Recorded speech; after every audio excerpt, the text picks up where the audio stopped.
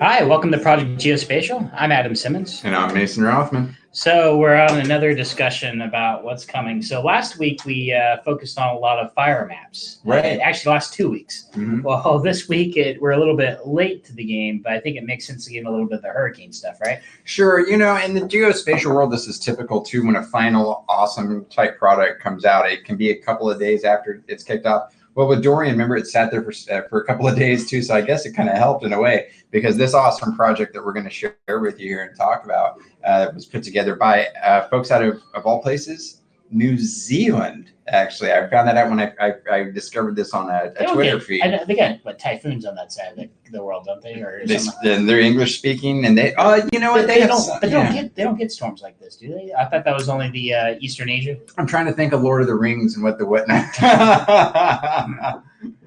I can't recall. No, but the whole Australia, New Zealand thing, yeah. I've been really into maps. Actually, I think that's where a lot of the Google Maps offices have been based. Yeah. In the past. Yeah, I've got a couple of Kiwi friends. Actually, I could ask. I suppose.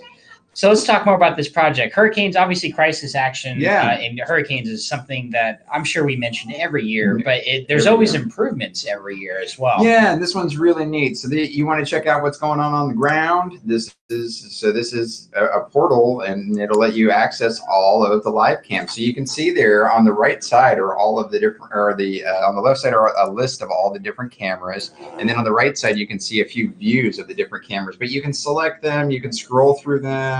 You can add whichever ones you need to view, etc. You can click on the ones along the, see all these icons that are out here. You can click on them and view whichever one it is. But they're all live, free, public webcams that was put together, like I said, by I believe this New Zealand guy, unless he was joking around or I misread it. So I can click on one of these webcams in the area and kind of see. Unfortunately, I can't seem to click on which one's which here. I was hoping to get one of these on the coast. If you hover over it, does it say? I think it refreshes on the right which ones are available sure. based off of the bounding box view. So that probably is the one. There's two right here. Bogue, Inlet Pier. Here you go. Inlet Pier. Bogue, Inlet Pier. So if I actually press the play button for this one, I can see what the waves look like. What are the other options to blow it up? Updated a few seconds ago. Okay. Oh yeah, you can expand out with the so it looks like we got some storm surge going on in this area. This is pretty neat. So you can go in and click on the map of whatever places where you click, and it'll show the cameras over there. Can you scroll down to there? Can you scroll down in the cameras? I cannot. It just shows three at a time. Okay. So if I zoom out, it might show more. I wonder if it's different resolutions too, depending on where. Yeah, it does. It shows. Oh yeah, a whole bunch of different ones. So, but yeah, if you zoom into a certain area, that's what you'd be looking at, because you're probably interested in your property or your family or etc. Or you're just, one of those sourced from Looker from Hurricane Dorian. So we'll have to look that up. But it's very fascinating how you can kind of see the status of the hurricane or get different gauges of how bad the hurricane is in certain areas just by all these webcams that are out there. Yeah, it could no crap save somebody's life. I really could. Keeping you up to date with situational awareness. Awesome. So the next thing we want to talk about is something we stumbled upon early on in the hurricane, actually, when the hurricane was over the Bahamas. Yeah. So this doesn't get too much talk in the commercial world, but radar, SAR imagery. Go ahead and you want to say anything about SAR imagery or what's going on here with this product? Well, the interesting thing about SAR is so with typical electro-optical imagery, you typically have to wait for both. You can take an image before a storm happens and after a storm happens, because you have the issue of cloud cover. Right. Well, the interesting thing about radar imagery is it's cloud penetrating, so you can take that imagery regardless of what the weather is. Right.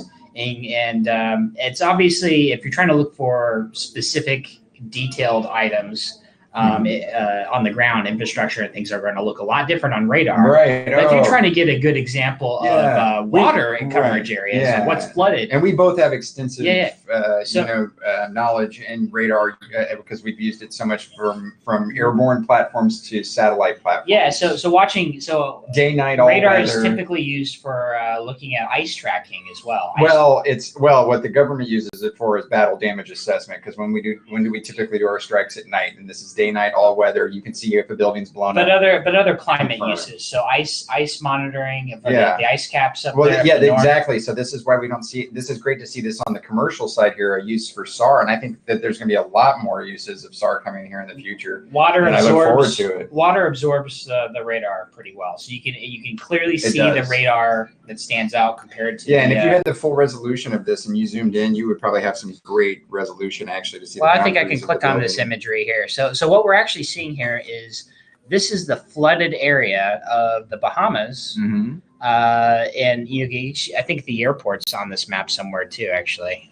Is that it right there? I think that is. So the airport, so you can see how bad the Bahamas were flooded just using this radar image. You know, that looks like half this island. Yeah, that airport's flooded, dude. Well, not the half the island is basically ocean. You at know, this bad me. I don't, because I don't watch too much commercial news. I haven't seen a lot of footage on it besides a few. So this is an incredible. But when I found this, I thought it was remarkable and a great use of awesome radar. shot. And the best thing is sometimes I think in the past there's been radar images radar satellites out there, but now we have unbelievable amounts of coverage. To be honest with you, if for stock market, for insurance, etc., day, night, all weather, this is a great thing. So you can do in advance, you know what your impact is going to be, right? Like from a storm, etc., for insurance or etc., you can go ahead and have your analytics done ahead of time. But we got a ton of coverage. And get your supplies ordered. We got a ton of coverage out there based off of how many satellites are in orbit now. Sure. So they're more likely to get these types of shots, where before they still, even with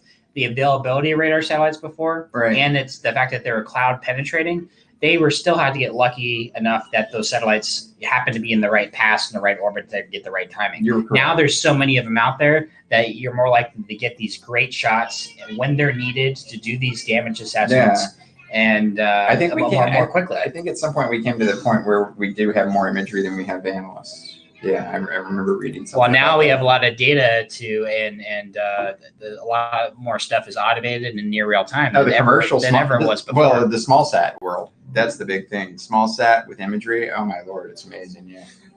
So I can't wait to see what more radar imagery in terms of storms that were coming out. I think there's another storm coming up here soon that's forming in the Atlantic. So we might get some more. Hopefully we'll get some more stuff coming out soon. Okay. And it was Ice Eye that released that photo originally.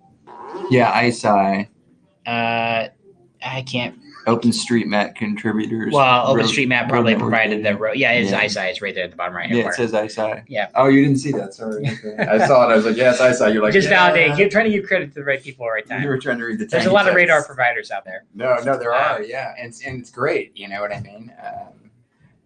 So anyway, so we'll keep an eye on the storm. We'll actually keep an eye on other map that are more innovative recently around hurricane data. Right, and just a little FYI on us, we have a pretty extensive background in storm chasing, so to speak, on some previous projects we've worked on with a few others, it was called Chaotic Earth, actually, and so it was about alerting people whenever loved ones or, business or property interests were going to be affected via focus of storms. But go ahead. Yeah, the last thing I'll hit on, just leaving the storm topic too, is we've recently, in the last couple of months, gotten one of these. This is a Mavik 2 Zoom. And the Mavik 2 Zoom drone is capable of quite a few things. And I just want to show it as a preview. We'll go over the capabilities. We'll go over some of the drone coverage we've shot locally. And in the process, we had to do it. Notice I have a sticker on the top, so it's registered with the FAA, and went through the.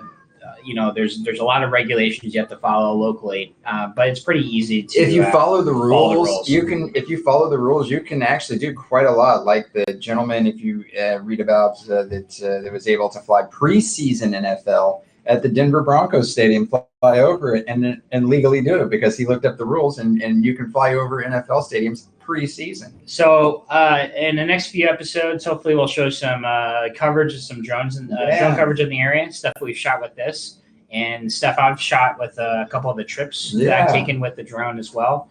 And maybe a few basic rules and guidelines to follow when you're doing drone photography. So in my opinion, DJI is probably still the top of the game for it does bother me obviously with the industry we live in that it is I mean, So dominated. Relying on a Chinese company, right? Okay. Because it does bother me because obviously not necessarily because of who they are, but with all the controversy going on with blocking them, with the tariffs and things like that, it can be hard to get some of this technology. It could be tough, yeah.